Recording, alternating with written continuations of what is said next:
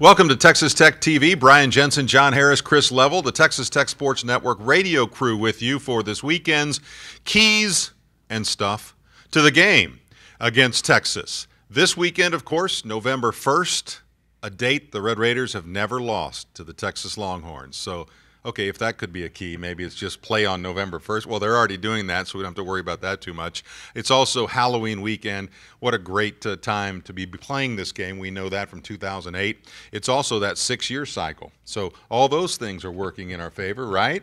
But that's not a key, is it, John? I think you got that from the Farmer's Almanac, if I start thinking about it. But no, I think a big key for the Red Raiders is not to let what happened last Saturday beat you twice.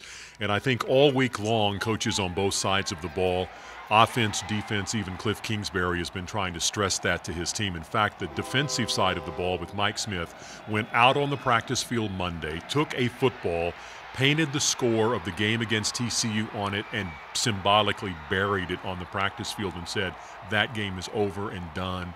Let's get over it and let's move on. Now, it hasn't been easy because the hangover has been tough, clearly, for these guys. But if ever there was a team to get you out of that kind of funk, it's playing the Texas Longhorns. So you got to think the guys come ready to play on Saturday night, but just don't let the hangover of TCU still affect you when you take the field. You would think that having Texas come in is going to wipe out that hangover, you would think.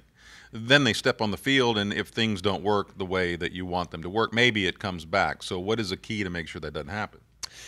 To me, I think defensively, the biggest issue last week was just missed tackles a lot of time. I mean, there's guys making plays, you're in position to make plays, you just miss a tackle, and then you see these big gains, and then the floodgates open. The other thing, too, though, is offensively, you got to be able to break some tackles. I mean, I think if Davis is the quarterback, and that's a bit of a stretch at this point based on the last visual we saw of him, he's not going to be very mobile. You're going to have to run the ball, but you're going to have to be able to make some plays in the backfield, and they're really good at stopping the run.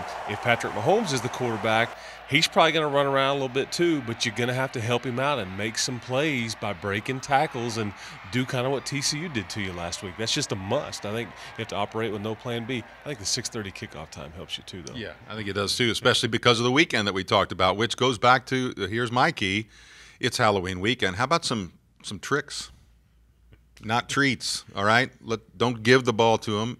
Trick a little bit, because they have a defense that likes to get to the quarterback and disrupt at the line of scrimmage. Maybe do some trickeration to get them thrown off a little bit, come up with a big play or two, and maybe that will turn the tide for you against that raucous crowd that is expected, because it is a night game on Halloween weekend.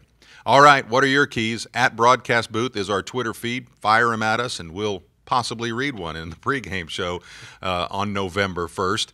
Please, while you're watching the game, take a listen to the Texas Tech Sports Network radio crew, won't you?